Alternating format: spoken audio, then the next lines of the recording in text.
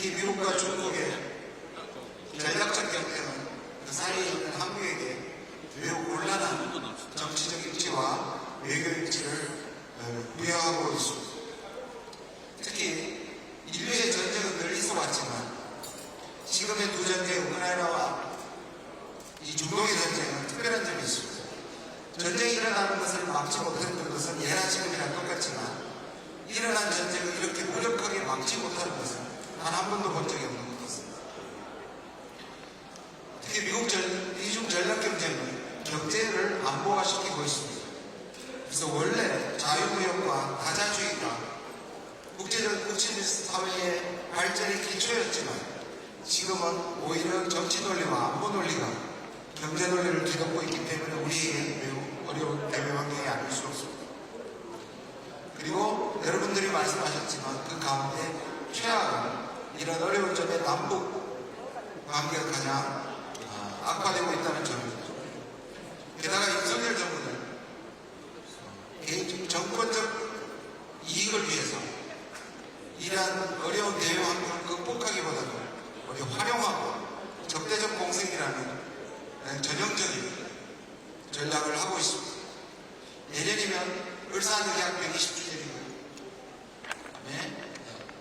광복 80주년입니다. 그런데 다시 그때의 일이 반복되고 있습니다.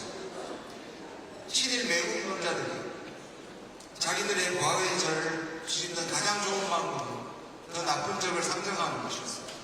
그게 바로 냉전이었고 그게 바로 남북 대결 구조였습니다. 80년이 지난 지금 똑같이 사용되고 있습니다. 바로 우리가 목도하고 있듯이 친일 매국 정권이 국제정신에서 바로 반공, 공산주의라는 말 쓰지 않지만 자유라는 이념으로 적대적 구조를 강화시키고 있습니다.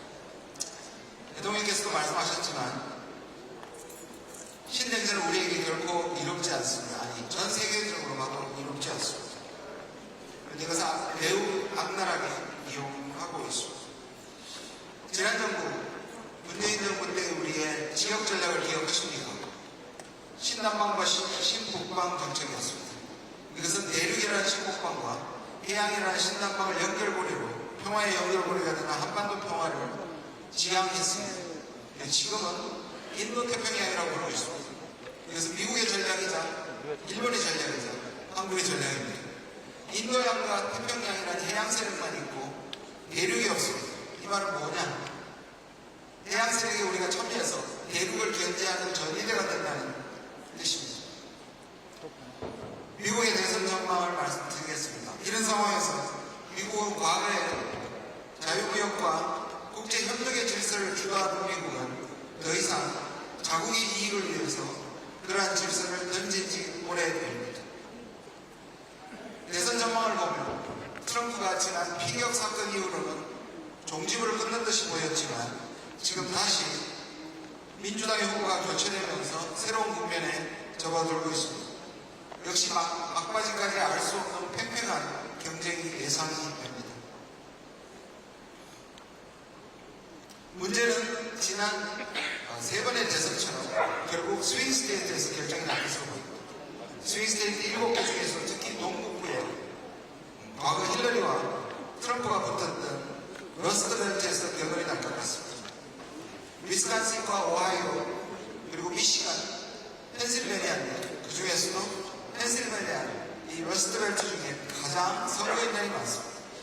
미국의 민구구조상, 선거 제도상 전체 투표수에서는 민주당이 수백만 표를 앞서겠지만 결정적으로 선거인단에서 다시 공화당에 유리한 판세가 작동을 해서 트럼프의 재선 가능성이 저는 매우 많다고 생각을 합니다. 해리스가 집권을 하게 되면 이런 질문을 할 수 있을 것 같습니다. 바이든 2기가 되느냐, 해리스 1기가 되느냐의 문제입니다. 어느 쪽이나 가장 우려스러운 것은 매우 세련되게 그리고 침착하게 미국의 패권을 행사하겠지만 여전히 거기에는 미국 이기주의와 아까 말씀드린 경제 안보화와 특히 한미일 삼각 안보 협력을 통해서 대륙 세력과 적대적 구조를 가져갈 가능성이 가장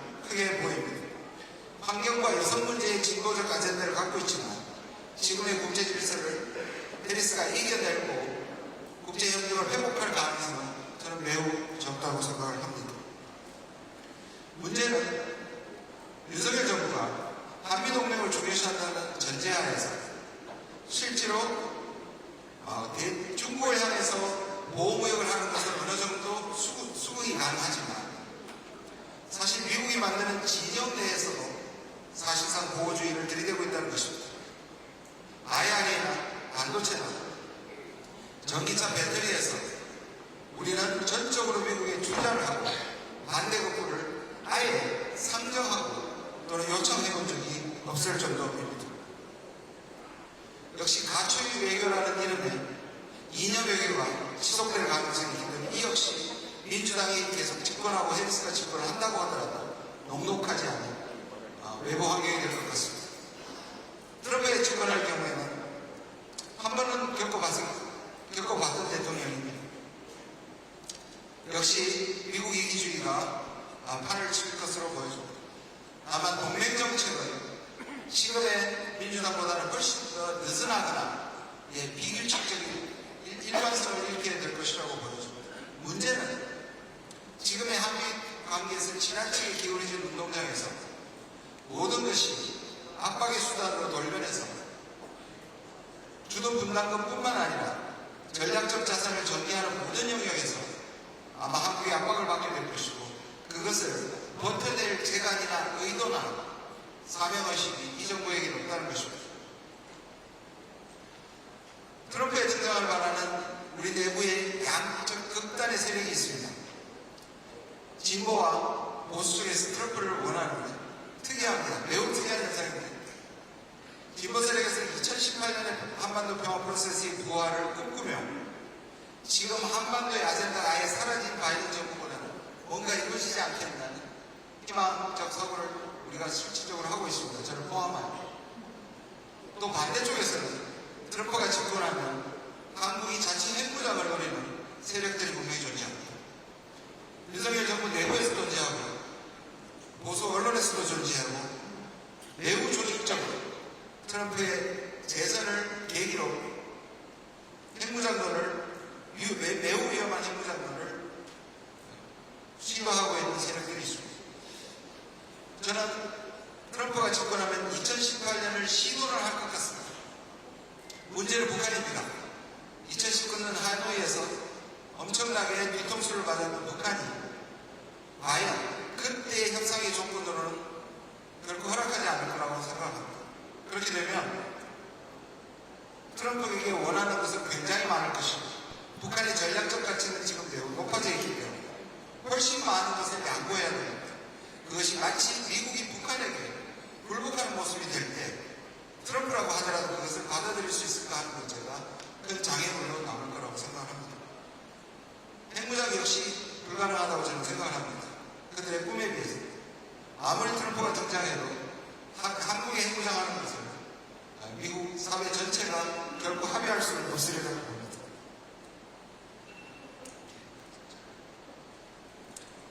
마무리하겠습니다.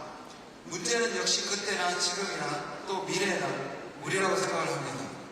말씀드린 것 같지만 지금의 국제정치 속에서 자율성을 가지지 못하고 신비적이고 친일적인 정부가 해낼 수 있는 것을 기대할 수 있는 것이 없습니다. 정치인으로 말씀드리는 것이 아니라 우리나라의 미래를 위해서 하루빨리 이 정부가 사라져주는 것이 유일한 해답이 아닌가 생각합니다. 그래서 우리 시민들이 우리가 버텨내는 힘이 되어서 한국의 이익을 위해서 평화운동을 훨씬 더 열심히 가일청해야 된다고 생각합니다. 감사합니다.